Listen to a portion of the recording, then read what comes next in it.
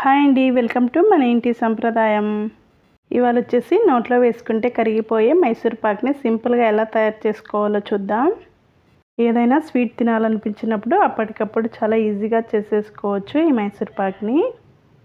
ముందుగా ఒక కడాయి తీసుకొని అందులోకి 2 కప్స్ దాకా చక్కెర వేసుకోవాలి. నేను ఇక్కడ కప్పు మెజర్మెంట్స్తో తీసుకుంటున్నాను. మీరు కావాలంటే గ్లాస్తో కూడా తీసుకోవచ్చు. ఇదే విధంగా చక్కెర మునిగేంత వరకు నీళ్లు పోసుకోవాలి.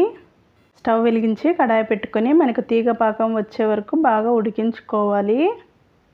అలాగే ఇప్పుడు పక్కన ఒక బౌల్ తీసుకొని అందులోకి మనం 1 కప్ దాకా శనగపిండి వేసుకుంటున్నాము. అలాగే మరొక కడాయిలో 2 కప్పుల దాకా నూనె తీసుకోవాలి.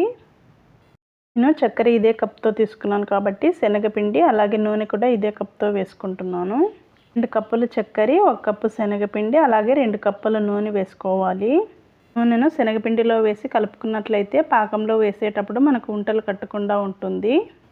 ఈ విధంగా పాకం వచ్చే వరకు ఉడికించుకోవాలి. మరొక పక్క స్టవ్ని వెలిగించి ఆయిల్ని లో ఫ్లేమ్లో పెట్టుకొని అలాగే హీట్ చేసుకోవాలి. శనగపిండి అంతా ఆయిల్తో ఈ విధంగా కలిపేసుకున్న తర్వాత చూడండి, ఇక్కడ చక్కెర అంతా ఉడికిపోయి మనకు బాగా తీగ పాకం వస్తుంది. చూడండి, ఈ విధంగా వచ్చినప్పుడు మనం ముందుగా కలిపి ఉంచుకున్న శనగపిండిని ఇందులో వేసి కలుపుకోవాలి.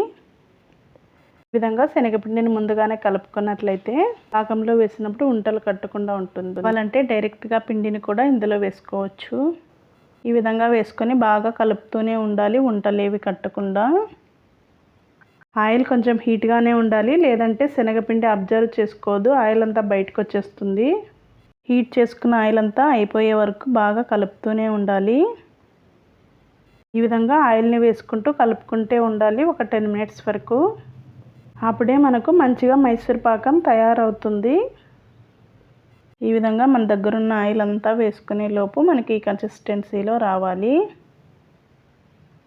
కింద బౌల్కి అతుక్కోకుండా రావాలి, అప్పుడే మనకు మైసూర్ పాక్ రెడీ అయినట్లు.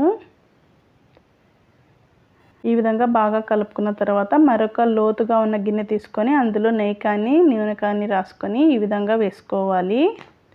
పిండిని ఈ విధంగా వేసి బాగా స్ప్రెడ్ చేసుకోవాలి. మరి ఎక్కువగా ఫ్రై చేసినట్లయితే లోపల గుల్లతనం అంతా పోతుంది. ఈ విధంగా గిన్నెలో వేసిన తర్వాత ఒక 15 మినిట్స్ వరకు చల్లారనివ్వాలి. రండి, అందులో ఆయిల్ అంతా పైకి తేలుతుంది.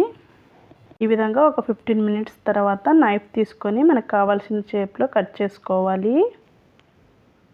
మైసూర్ పాక్ పూర్తిగా చల్లారిపోయిన తర్వాత ఈ విధంగా కట్ చేసుకోవడానికి రాదు, అందుకని కొంచెం హీట్గానే ఉన్నప్పుడే కట్ చేసుకోవాలి. మైసూర్ పాక్ని ఎక్కువ క్వాంటిటీలో చేసుకోవాలనుకున్నట్లయితే ఇప్పుడున్న మెజర్మెంట్స్ని కొంచెం పెంచి తీసుకున్నట్లయితే సరిపోతుంది. కట్ చేసుకున్నాక ఒక 1/2 అవర్ చల్లారనివ్వాలి. ఇప్పుడు పైన ప్లేట్ పెట్టేసి అందులోకి వేసేసుకోవాలి. ఈ విధంగా అంతేనండి. ఈ విధంగా సింపుల్గా ఇంట్లోనే మైసూర్ పాక్ని తయారు చేసుకోవచ్చు.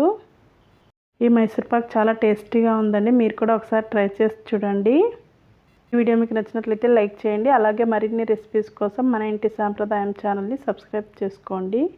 Thank you for watching.